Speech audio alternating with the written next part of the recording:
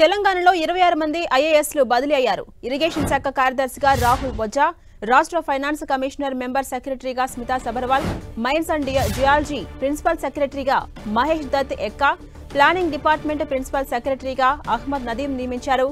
Tribal welfare శాఖ సెక్రటరీగా ఏ శరత్, పురావస్తు శాఖ డైరెక్టర్గా భారతి హౌలికేరి, నల్గొండ కలెక్టర్గా దాసరి హరిచందన, సీఎంఓ జాయింట్ సెక్రటరీగా సంగీత సత్యనారాయణ నియమించారు.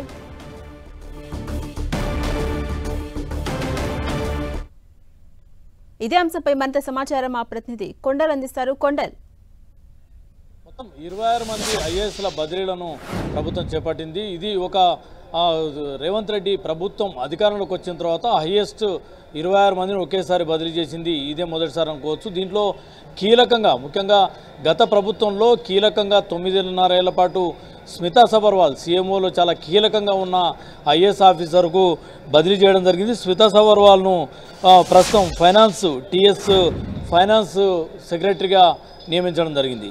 ఫైనాన్స్ కమిషన్ సెక్రటరీగా నియమించడం జరిగింది.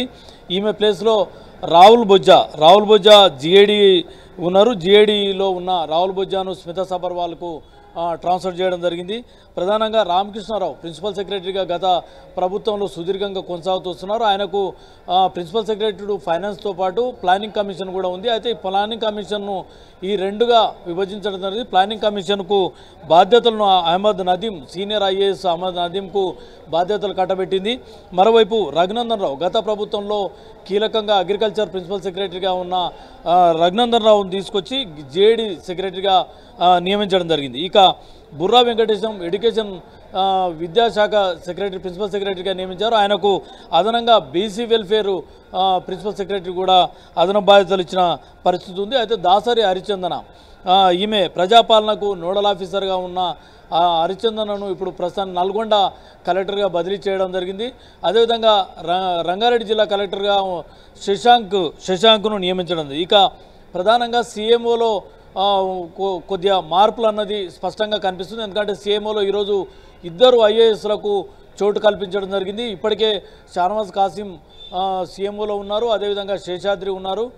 వీరికి తోడుగా ఇప్పుడు చంద్రశేఖర్ రెడ్డి సీఎంఓ సెక్రటరీగా ఐఎఫ్ఎస్ క్యాండిడేట్ 1991 బ్యాచ్కి సంబంధించిన చంద్రశేఖర్ రెడ్డిని సీఎంఓ సెక్రటరీగా పెట్టారు. ఈయన ప్రస్తుతం ఫారెస్ట్ డిపార్ట్మెంట్ కార్పొరేషన్ ఎండీగా కొనసాగుతున్నారు. ఆయనను సీఎంఓకు తీసుకురావడం జరిగింది. ఇక జాయింట్ సెక్రటరీగా సీఎంఓ జాయింట్ సెక్రటరీగా సంగీతం సత్యనారాయణను 2015 బ్యాచ్, ఈయన టీఎస్ ఫుడ్ కార్పొరేషన్ ఎండీగా కొనసాగుతున్న సంగీతం సత్యనారాయణను సీఎంఓ జాయింట్ సెక్రటరీగా నియమించడం జరిగింది. ఇక ఇప్పటికే షానవాజ్ కాసిం ఉన్నారు, అదేవిధంగా వేముల శ్రీనివాస్ OSD2 సీఎంగా నియమించారు. అంటే మొత్తం సీఎంఓలకు 3 తీసుకోవడం జరిగింది. అదేవిధంగా భారీగా 26 మంది ఐఏఎస్ల మార్పు కొనసాగిందని చెప్పుకోవచ్చు. దీంట్లో ప్రధానంగా స్మితా సబర్వాల్ను తప్పిస్తున్నారని చెప్పి గతం నుంచే వచ్చిన పరిస్థితి ఉంది. ఆమె కూడా ఇక్కడ రాష్ట్ర సర్వీసుల నుంచి కేంద్ర సర్వీసులకు వెళ్తుందన్న వార్తలు కూడా మనం విన్నాం. అయితే ఈ నేపథ్యంలోనే సీఎంగా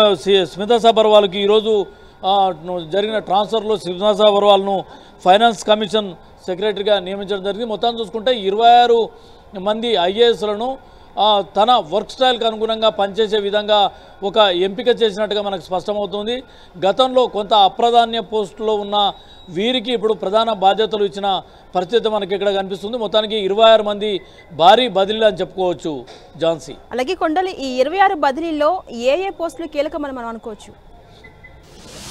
ప్రధానంగా గతంలో కీలకంగా వివరించిన స్మితా సబర్వాల్ ఇరిగేషన్ ప్రిన్సిపల్ సెక్రటరీగా ఉన్నారు. క్యాడ్కు ఆమెను బాధ్యత తీసుకున్నది. అదేవిధంగా PR గ్రామ పంచాయతీ సంబంధించి పంచాయతీరాజ్ సంబంధించి ఆమెనే కీలకంగా ఉన్నది. అనేక కీలక పదవుల్లో ఆమె కొనసాగింది. దాంతోపాటు కాళేశ్వరం ప్రాజెక్టు సంబంధించి పూర్తి స్థాయిలో ఆమెనే పర్యవేక్షణ కూడా ఉన్నది. అంటే సీఎంఓలో అత్యంత కీలకంగా ఉన్న స్మితా సబర్వాల్ను ఈ బదిలీలో వేటుపడిందని చెప్పుకోవచ్చు. ఇంకా రఘునందన్ రావుకు సంబంధించి కూడా గత మాజీ సీఎం కేసీఆర్కు అత్యంత సన్నిహితుడిగా పేరుంది. ఆయన అగ్రికల్చర్ ప్రిన్సిపల్ సెక్రటరీగా ఉన్నారు. అతన్ని తీసుకొచ్చి జేడీకి మార్చడం జరిగింది.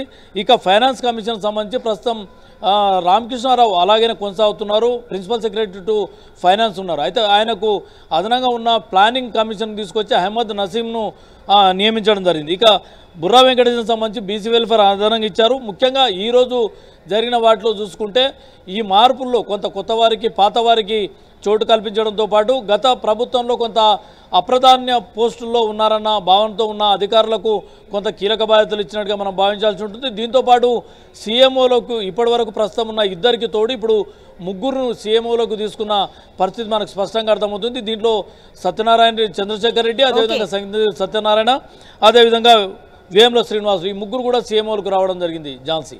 Right, thank you Kondal.